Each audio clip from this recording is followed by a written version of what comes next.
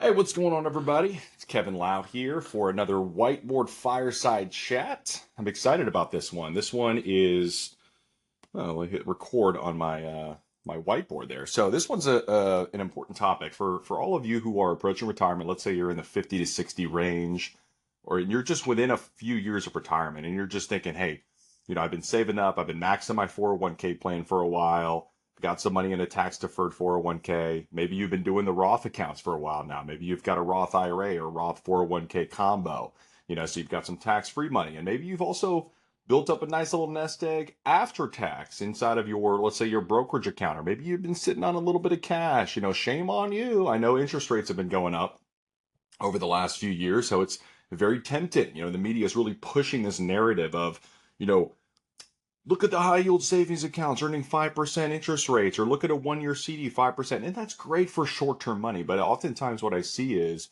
folks are kind of flocking to chase yields on a short term basis. And ultimately they miss out on the gains in the stock market. Look at what happened over the last 12 months. Okay. Stocks are up 25+% in the S&P 500. If you've been sitting earning 1 or 5% on a 1 year CD or a high yield savings account that should be for long term money, you know, shame on you. Okay, I'm not putting the blame on you. Again, it's the media's fault. But here's the deal.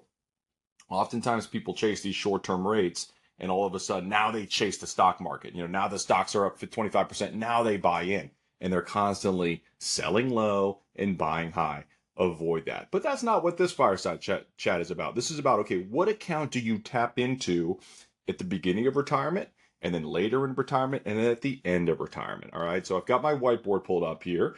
And my team members, Amy and Roberto, are going to make fun of me because I told them I was going to have some info pre-populated on this whiteboard, to make it a little bit prettier, so I can spend a little bit more time on my handwriting and writing things out before I go and make a mess of it. But it's just like my handwriting is what it is. All right, so you're going to have to deal with it. If you don't like it, don't subscribe to the show. Okay, I don't care. Okay, I don't even know you. All right, so just check this out. This is going to be good stuff. But you got to get past the fact that my handwriting is not good. Okay, it's okay, but it's not great. All right, so let's maybe kick this off, starting with the traditional method. Okay, the traditional order of withdrawal. So as you can see on my whiteboard, obviously, if you're following along on YouTube, you can follow this. Okay, and I've broken this down into three different buckets or three different columns. You've got your now, your later, and your never. All right. And so another way to think about this is taxed now, taxed later, and taxed never. All right. And so this has been a really popular way of teaching this topic is money that you're going to need now. That's the taxable bucket. That's your taxable brokerage account.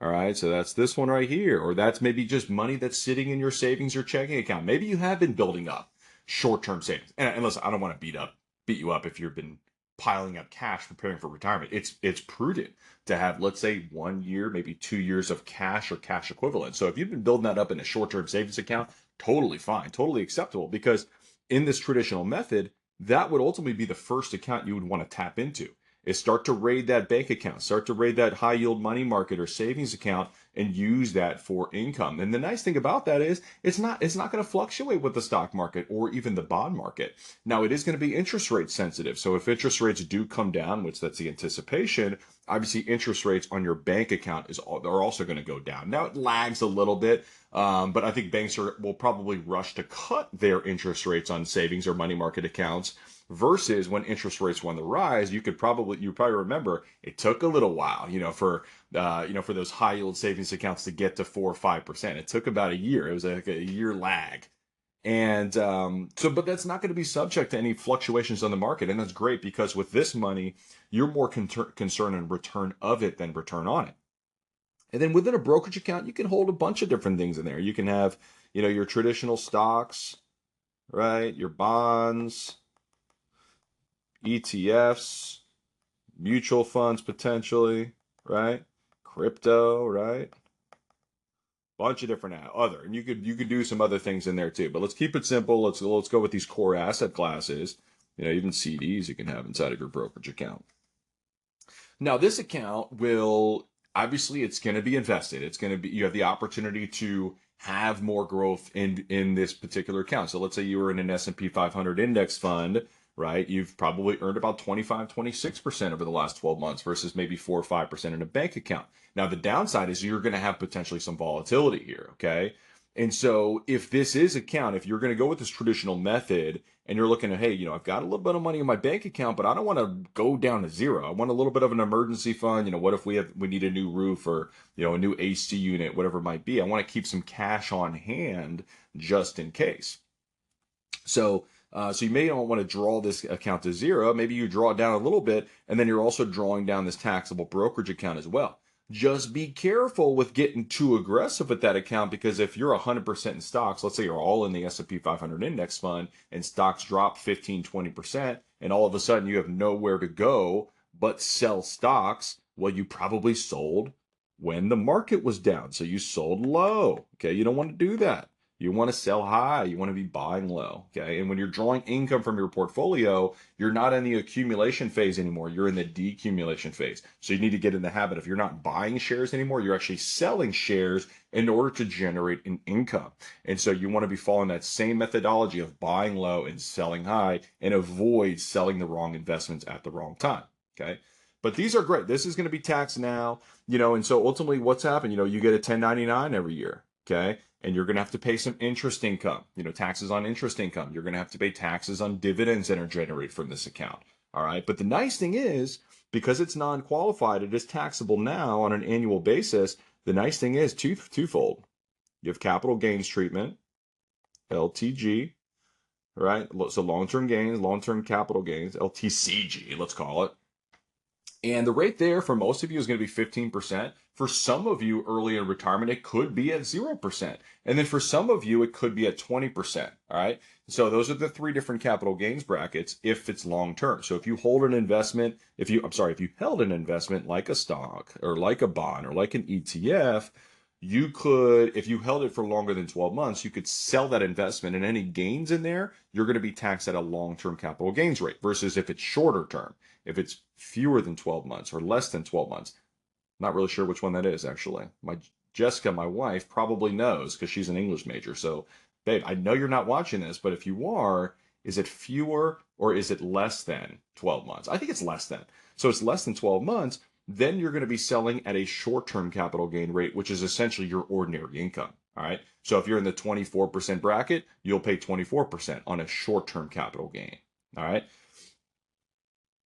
But this is the traditional method of thinking is, okay, this is the first bucket you're tapping into because it's taxable now. You've already paid taxes on the basis. You're only going to be paying taxes on the gains, right? And ultimately, you want to let this tax later bucket, you want to let that continue to cook and compound, right? You're not paying any taxable interest income on interest that it's generating, or capital gains that are being spit out in the portfolio, or dividends that are paid on this particular account. You're not taxed until the money comes out. All right. So on the money on the back end, so distributions are taxed as ordinary income. Okay. So any income you take out of these particular accounts, this going to be added to your ordinary income on your tax return. But ultimately, you're not going to be required to take any distributions from these accounts or these accounts until you're either 73 or 75. It used to be 70 and a half. I'm referring to RMDs, or required minimum distributions. And this is an important topic we're going to hit on in this episode, in this fireside chat. But at 73 or 75, essentially, if you were born before 1960, then your RMD age is going to be 73. If you were born 1960 or later, your RMD age will be 75. And that's the first year in which you're going to be forced to start taking distributions out of these tax later buckets. All right.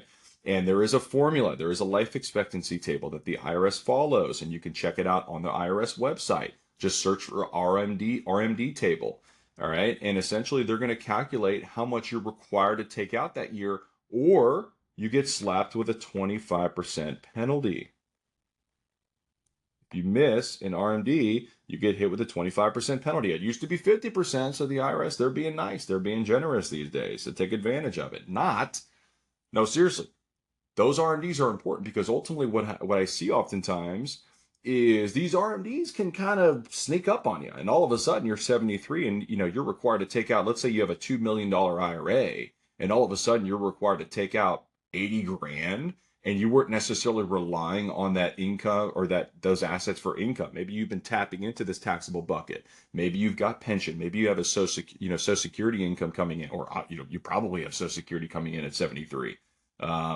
But maybe you have a Social Security and a pension, and your spouse has Social Security, right? That 80 grand could really add up, and all of a sudden now it's going to start squeezing you on your tax return. Now you're in a different tax bracket, or maybe you're paying a little bit more for your Medicare premiums, right? Maybe your Social Security is now going to be taxable at a higher rate. So there's all these impacts on RMDs. So if you don't plan for it, it can really bite you.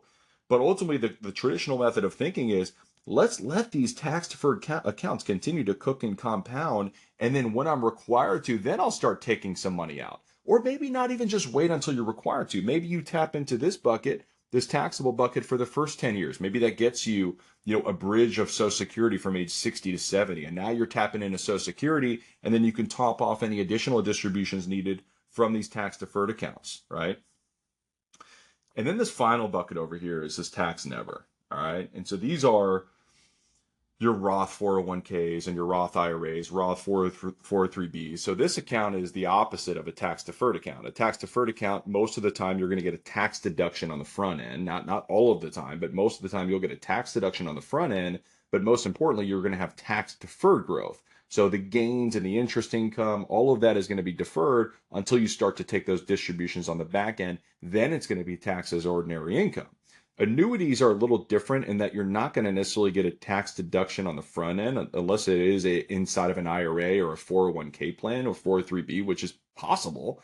But if you're just purchasing an after-tax annuity, that's going to be funded with after-tax dollars, but you will also have growth in there that is tax deferred. And so that growth will be taxed as ordinary income, just like it would if it was coming out of a 401k or an IRA. Whereas this tax never bucket, you're not going to be paying taxes on the back end. So you skip the tax deduction, so you contribute on an after-tax basis, and then distributions on the back end, assuming they're qualified, there's no taxes due. So this is tax-free money. Additionally, there are no RMDs on these accounts. That's huge, right? So if you turn 73, 75, you're going to be forced to start drawing from these tax deferred accounts, but you're not going to be forced to take money out of these Roth IRAs or Roth 401ks. So this oftentimes is a great asset class where you can just let this thing cook for decades, tax-free. Let it be left to your children, and then they're going to follow the 10-year rule, which is the Secure Act, the new rule with the Secure Act of 2019. And ultimately, they're going to have to start drawing those accounts at when you pass away, and you leave those to the next generation. But those distributions in the back end are going to be tax-free to them, as opposed to taxable to them, okay, which would be over here. All right, and so this is the traditional method of thinking. This is right here. This is bucket number 1. This is bucket number 2, and this is bucket number 3. All right. And that's generally the advice that most advisors will have for clients. Okay. And they say, hey, let's start tapping into your taxable first. Let's wait a little bit until the tax deferred, and then let's leave the tax free as a financial legacy. Okay. But there are drawbacks to that. And the main one I want to focus on ultimately are the two biggies. Number one is taxes. And then number 2. So I'm trying some different colors here, Roberto. So hopefully you like that. And Amy, I know you guys are trolling my last whiteboard, but here we go. We've got some different colors going on. My handwriting's still not good, but we've got taxes, number 1, and number 2 is this concept of asset location. Okay. And they kind of go hand in hand in a sense, but taxes have different layers. We've got the investment side of it, but we also have this RMD trap, is what I like to call it. And oftentimes, if you sort of start with this traditional order of withdrawal, let's say you start with that taxable account. I'm going to call those the non-qualified first, or the taxable accounts first. And then you say, okay, we'll kind of wait a little bit. We'll tap into this one first. Let's say from age 60 you know, all the way, let's say that takes you up until 73, okay? And ultimately, what's going to happen is you're going to start to draw down this taxable bucket, okay? And then these tax deferred accounts will continue to grow, all right? And then ultimately at 73, this is when RMDs start to kick in, okay? So if you didn't really plan for these RMDs, like I mentioned before, that could push you into a higher tax bracket. It could make more of your Social Security taxable. Irma, everyone's favorite hurricane in retirement is the Irma hurricane. That stands for Income Related Monthly Adjustment Amount. It's essentially a surcharge you pay for Medicare Part B and Part D once you exceed certain income thresholds. I see this happen all the time. And once RMDs start, they never stop. They're going to continue for the rest of your life. And that percentage that you're required to withdraw will continue to go up over time. Okay. So you've got to be really careful of that. And so how do you solve for this? Well, there's a few things. Number one, you could look at this idea of a pro rata withdrawal. Number two, you could look at Roth conversions. All right. So those are the two biggies. I can't really see that, but that says Roth conversions. Oh man. Come on now. Okay, there we go. Roth conversions. So really, that's how you can solve for that. So we'll talk about the pro rata. We'll talk about the Roth conversions. But you could also just simply start tapping into those tax deferred IRAs earlier. You don't have to wait until you're 73 or 75. And so depending on the tax bracket that you're in, maybe you start to fill up some of those lower tax brackets. Maybe you're starting to fill up that 12% bracket a little bit more, you know, and ultimately, you know, you say, hey, I've got some money that's coming out of this taxable account. Great. But maybe you start to fill up a little bit more of, you know, that 12% bracket or even the 22% bracket a little bit more with those distributions from those IRAs, which would ultimately reduce the amount of those RMDs impacts over time. Okay. And the same thing could be accomplished with Roth conversions. Okay. And if you converted all of your IRA, all of your tax deferred accounts from 60 to 73 or 75, you're going to have no RMDs. So everything is going to be tax free that you take out once you've exhausted that taxable brokerage account, because it's going to be coming out of those Roth accounts, assuming that they're qualified withdrawals. Okay. So that's a big one, is this idea of this tax trap of RMDs. And if it's not addressed, I'm not saying that order of withdrawal is wrong, that traditional method is wrong, but if those RMDs are not addressed, they can really create some significant tax traps later on in retirement. All right, so now what I'm going to do is I'm going to erase this. I'm going to talk about that second drawback, which is this concept of asset location. Okay, so asset location, right? So let's say you have this target investment strategy. I mean, you know, I'm going to go to this next one here. Let's say you have this target investment strategy. No, I'm sorry. I'm going to go back here. Let's say your goal is the traditional method of 60-40. And so 60% is in equities or the stock market, and then 40% is in fixed income. Okay, let's say that's your target. Based on all the analysis that you've done and, you know, consulting with your financial advisor, they say 60-40 is the way to go. And what I do, listen, I just want to caution you on this one, because oftentimes what I see is the advisory industry is so obsessed with compliance, and rightfully so. Like, you know, you need to protect the advice, you need to do what's in the best interest of the client, all that stuff. But ultimately this bureaucratic mindset, it just really kind of creeps into the day-to-day advice that's actually consumed by you, the end client. And oftentimes what I see with these risk tolerance questionnaires, you know, hey, fill out this questionnaire and tell me how much risk you're willing to take, is that is a backwards way of thinking. All right. And ultimately that leads to potentially you might be more conservative too early. Right. And you know, ultimately you might have the capacity to take a little bit more risk. Maybe you want to be 70-30 or 80-20 or even 90-10. I have some clients that are currently retired in their 70s that are mostly in the stock market. Why is that? Because they have the capacity to take on more risk. They have a healthy Social Security. They have healthy pensions. They don't even need their investments. Like, these are all for my kids. I'm not even investing for my own time horizon. I'm investing for my kids' time horizon. So that's 30 years from now, 40 years from now, 50 years from now until they retire. Of course, I'm going to be mostly in the stock market. I don't need the money. Okay, that's risk capacity. So just be very careful. But 60/40 is a very common investment portfolio. We use this, I would say most of our clients that are retired are in this 60/40 model. But not every account needs to look the same, okay? But here's the problem with this traditional method of thinking, with this now money. Kind of break this down again here, live on the whiteboard later, and make that a different color, and then the never, okay? So we've got the same framework here. And if we go with this traditional method of thinking, which is, hey, let's tap this account first, this is inevitably going to be a pretty conservative account from a time horizon perspective. Maybe you're retiring in a year or 2 years from now. You might want to be really defensive, so more conservative, okay?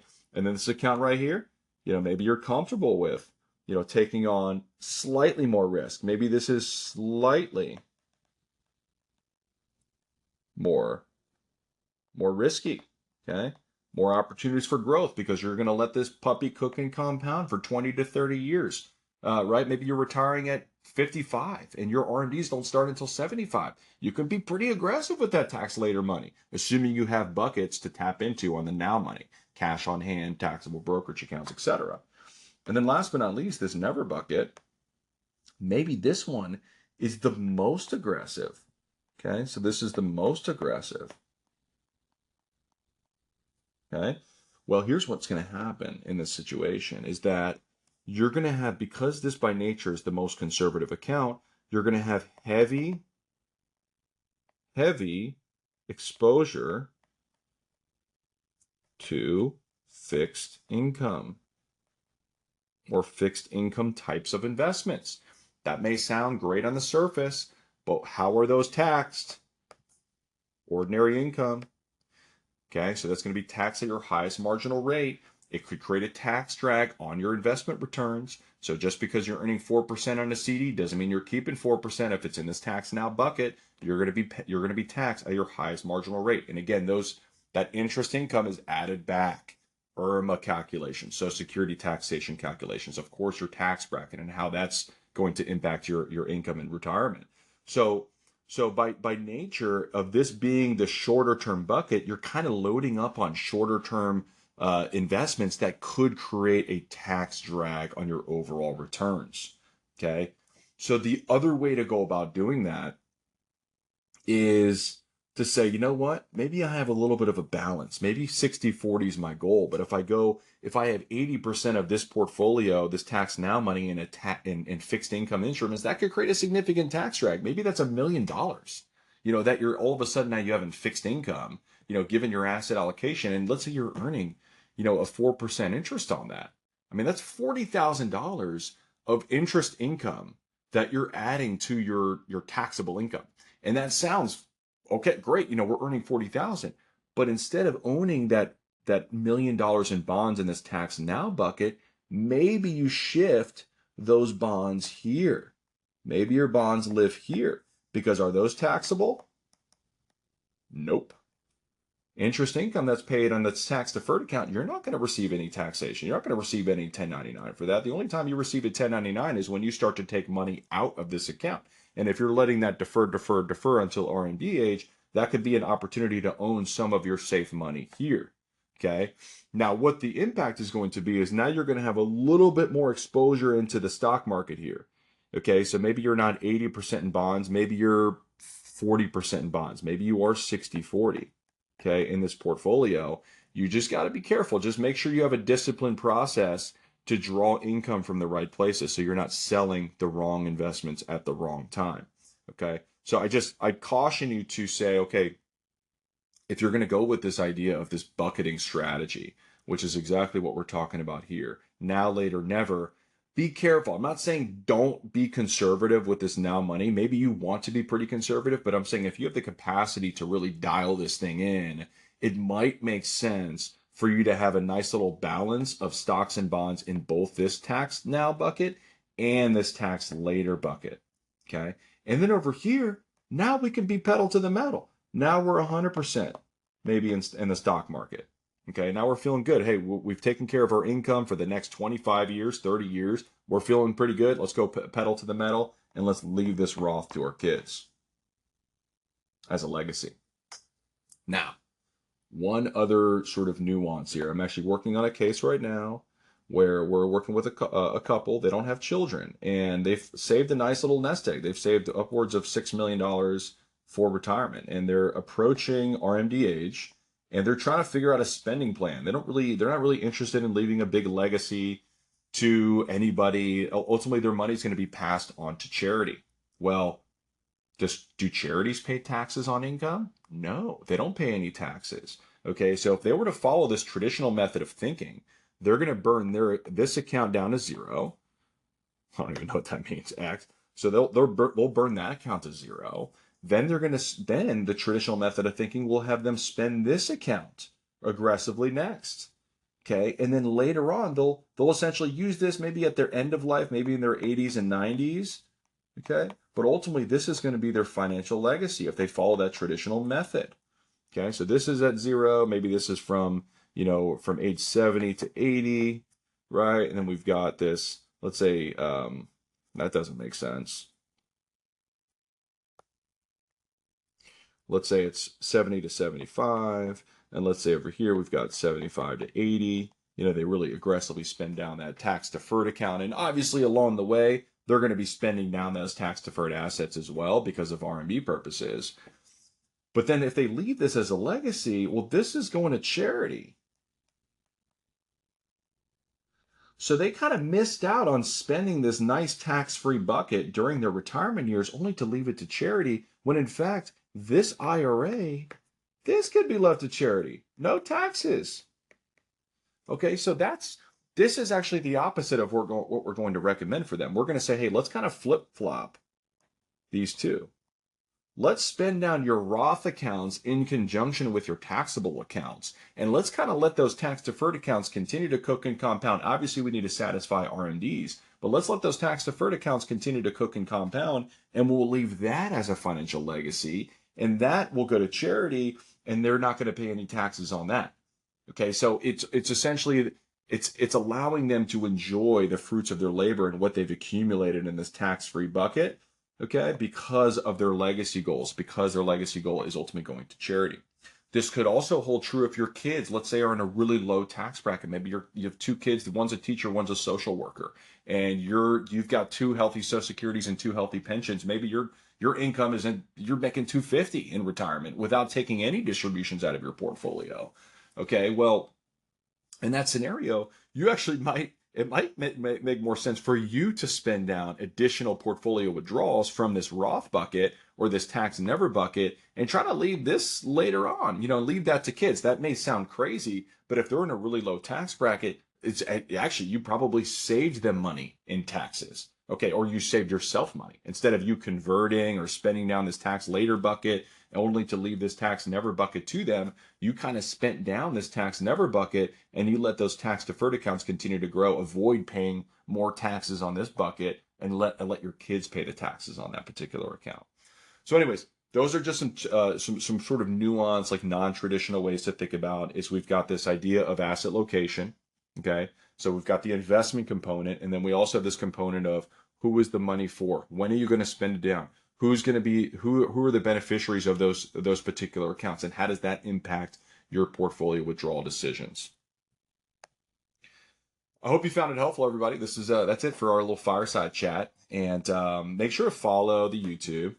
Okay, make sure to follow the YouTube. Planning for Retirement. I'm going to be doing these fireside chats weekly. I don't know what the cadence is yet, but I'm hoping maybe two of these a week, just on some variety of topics, because I don't really have to prepare much. I can just kind of roll with it. Obviously the whiteboard, I need to set up the framework and make it look pretty, but you know what? Like I said, I'm not changing my handwriting, Roberto and Amy. Okay, so this is me here. All right. So then Spotify, make sure to same thing. Planning for Retirement podcast, Apple, wherever else you consume podcasts. But I will tell you, a lot of the content we're going to be doing is going to be video. Okay. We're obviously going to record everything. Every podcast is a video, but stuff like this little whiteboard fireside chat, and also the whiteboard retirement plans we're going to be breaking down. You want to make sure you follow on the YouTube, follow on the Spotify, because both have the video component. So anyways, hope this is helpful, everybody. This is Kevin Lau signing off from the fireside with the whiteboard fireside chats. I need to figure out my sign off cue, but until next time, we'll talk to y'all later. Bye.